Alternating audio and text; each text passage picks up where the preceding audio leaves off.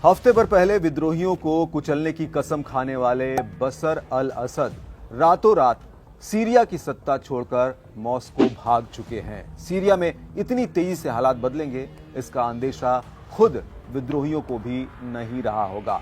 कुछ ही दिन पहले की तो बात है जब सीरियाई शहर इदलिब में हथियारबंद विपक्षी गुट हयात तहरीर अल शाम की लीडरशिप में असद सरकार के खिलाफ बगावत शुरू हुई। एक के बाद एक इस गुट ने शहरों पर कब्जा करना शुरू किया और देखते ही देखते 2 दशक पुरानी बशर अल असद की सरकार भरभरा कर गिर गई। नमस्कार, मैं हूं अरविंद योगराज और आज बात इसी घटना की और साथ ही इसके छुपे उन पहलुओं की जो आप जानना चाहेंगे या जो आप नहीं जान पा रहे हैं। एक सवाल जो सभी के मन में है कि इस घटनाक्रम के बीच अमेरिका कहां था, क्योंकि अमेरिका सालों से असद की सत्ता का खुला विरोधी रहा है। दूसरा सवाल है कि सीरिया में अब आगे क्या होगा? क्या रूस की जगह अमेरिका लेगा?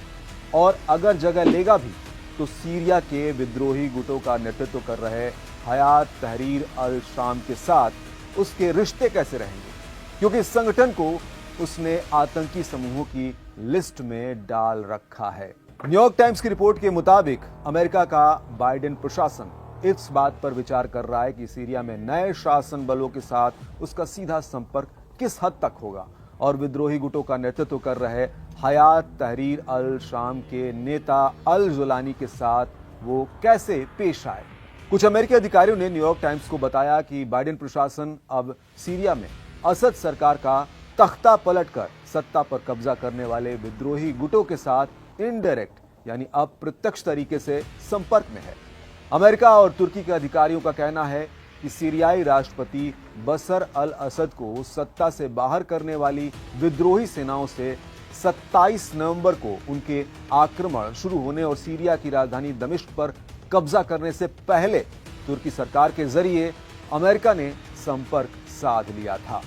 इस दौरान अमेरिका ने सशस्त्र समूहों को क्या नहीं करना चाहिए के बारे में आगाह किया। अमेरिका ने विद्रोहियों से कहा कि वे आईएसआईएस को अपने हमले में भाग लेने की इजाजत ना दें। इसके जवाब में विद्रोहियों ने साफ कहा था कि उनका ऐसा करने का कोई इरादा नहीं है और ऐसा भरोसा उन लोगों ने दिलाया जिस हयात तहरीर अल शाम और उसके नेता अबू मोहम्मद अल जुलानी को अमेरिका ने आतंकी घोषित किया हुआ है और $1 करोड़ का इनाम रखा हुआ है। अमेरिकी अधिकारियों का कहना है कि हमें सतर्क रहने की जरूरत है। इस बीच बाइडेन प्रशासन कुर्द समूहों और तुर्की समर्थित सशस्त्र बलों, खासकर सीरियाई नेशनल मिलिट्री के बीच चल रहे संघर्ष पर भी नजर रखे हुए है।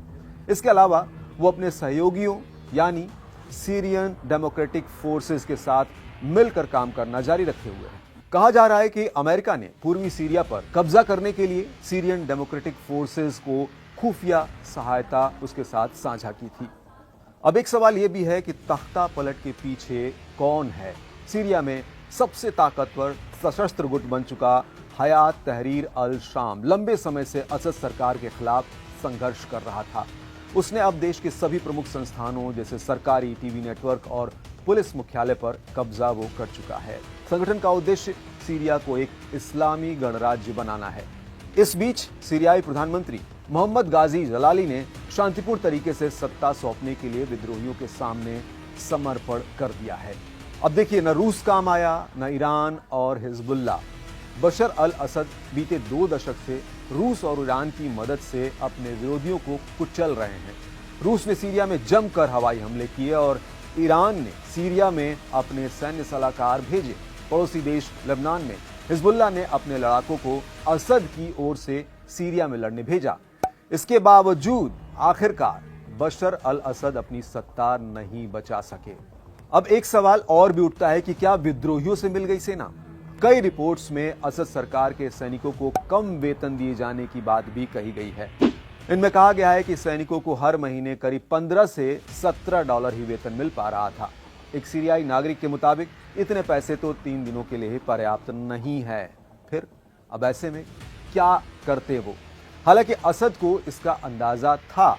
शायद इसीलिए इन्होंने पिछले बुधवार को सैनिकों के वेतन में 50% की बढ़ोतरी करने का ऐलान किया था। ऐसा विद्रोही ताकतों के बढ़ते कदमों के बीच सैनिकों का मनोबल बढ़ाने के लिए किया गया था। लेकिन ऐसा लगता है कि यह कदम बहुत देर से उठाया गया। इस बीच कई सैनिक और अधिकारी अचानक मोर्चा छोड़ गए। सीरियाई सैनिक हमा और होम से गुजरते हुए सड़कों पर अपने हथियार तक छोड़ते गए। और इन सब घटनाक्रमों पर रूस क्या कह रहा है? रूस की सरकारी मीडिया का कहना है कि हर कोई देख सकता है कि सीरियाई अधिकारियों के लिए स्थिति नाटकीय होती जा रही है। अलेप्पो में बिना लड़े मैदान छोड़ दिया गया। कई मजबूत सैन्य ठिकानों पर आत्मसमर्पण कर दिया गया। और ये सब तब हुआ जब सरकारी सैनिकों के पास बेहतर हथियार थे और उनकी संख्या हमलावरों से कई गुना ज्यादा थी। ये सब कुछ हमें नए सिरे से सोचने पर मजबूर करता है।